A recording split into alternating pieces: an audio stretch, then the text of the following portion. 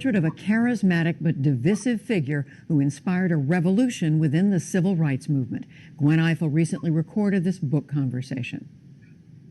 Stokely Carmichael marched with Martin Luther King Jr. He campaigned for voting rights and against the Vietnam War, and ultimately devoted himself to a Pan-Africanist movement that linked him to controversial leaders across that continent.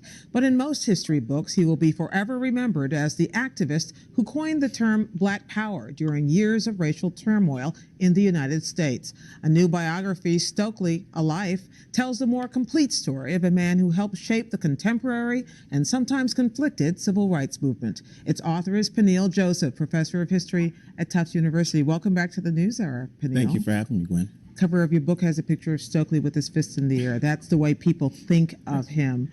Is there more? Oh, absolutely. I mean, he was a young black intellectual. He was from Port of Spain, Trinidad. He moves to the Bronx when he's 10 years old. He tests into one of the best public high schools in New York City, Bronx Science. Majority white, majority Jewish high school. He has parents who are hardworking Caribbean immigrants who sort of instill in him a love for social justice and underdogs. When the sit-in movement starts in 1960, he's a student at Howard University. And at Howard University, he really becomes one of the key activists who's part of the Student Nonviolent Coordinating Committee, or SNCC. So even before the Black Power speech of 1966, Stokely was a day-to-day organizer. He was a student activist. He was in Mississippi, in Alabama. So he's a very unique individual. So define what Black Power meant to a man who was raised in a country where he saw Black Power, teachers, doctors, political leaders all around him, and who grew up in this foment of the 60s. Well, Black Power for Stokely meant political self-determination.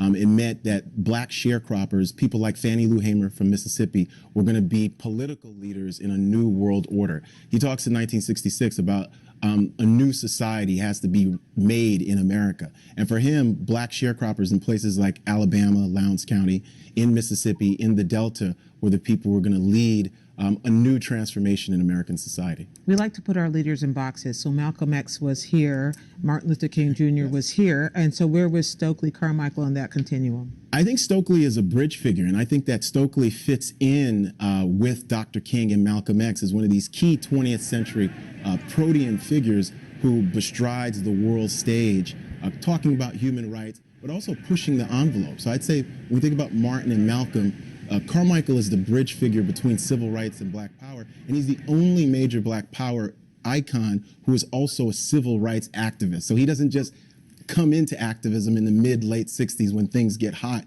He actually knew Dr. King. He marched along. They actually got along pretty well. They were good friends. I mean, yeah. Stokely cries when King is assassinated. He considers him a friend, a mentor, older brother, even a father figure. But Stokely is also mentored by black women like Ella Baker, Fannie Lou Hamer. So he's this very interesting figure who's also this critic of the Vietnam War. He's a critic of economic injustice. So Black Power only tells a part of the story. It's interesting, even though he was considered to be the most difficult, the most controversial of the three of them in lots of ways, he lived longer than either of them did, and he was not assassinated like the other two. Yeah, both King and Malcolm die at 39. Stokely Carmichael, who becomes Kwame Ture, moves to West Africa. He goes to Guinea. And in a way, moving to West Africa, where he's this Pan-Africanist organizer and revolutionary, it dims his star wattage in the United States. Some people say, well, what happened to Stokely Carmichael? Well, he marries Miriam Makeba, the really beautiful South African singer. He moves to West Africa. He continues to organize, but he's not organizing in the United States. But there was a leap in here somewhere, going from being an organizer in the South to suddenly being almost an expatriate in Guinea.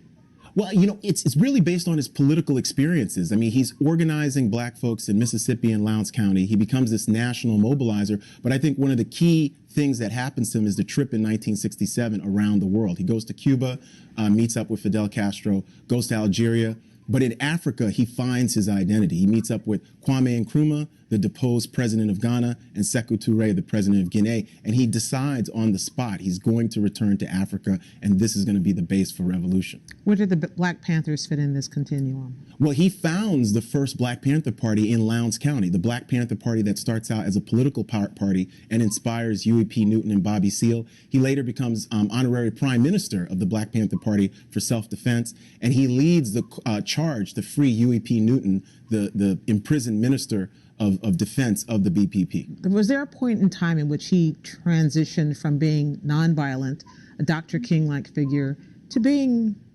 violent and feeling that that was a legitimate response to injustice? We must start to turn our back on this country. By the time we look at Stokely Carmichael as this Black Power international figure in 1967, 68, he's talking about armed rebellion. This country has never cared about black people. An armed revolution, and it's going to take armed struggle to fulfill this Pan-African revolution.